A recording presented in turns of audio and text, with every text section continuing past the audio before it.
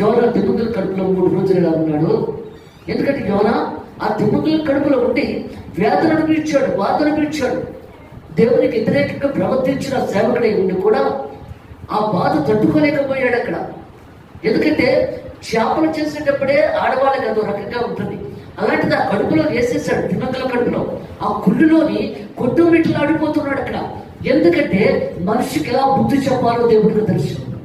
దేవుడికి తెలుసు ఎలా బుద్ధి చెప్తే ఎలా మారుతాడో, ఏ విధంగా ఉంటాడో దేవుడికి తెలుసు అక్కడ. అందుకు ఆ కడుపులు చేప కడుపులో పడేశాడు అక్కడ.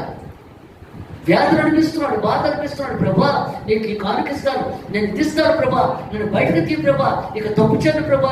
గిలగిలగిలగా కొట్టుకుపోతున్నాడు 3 రోజులు కూడా. 3 రోజులు ఇచ్చాడు దేవుడు అక్కడ. అప్పుడు బయటకు కక్కే అన్నాడు దేవుడు అక్కడ. కక్కేసిన తర్వాత నువ్వు పురాణకు వెళ్ళావు, నేను చెప్పమన్న మాట చెప్పురా అన్నాడు అక్కడ. ఎందుకంటే దేవుని మాట వాళ్ళు వినాలి.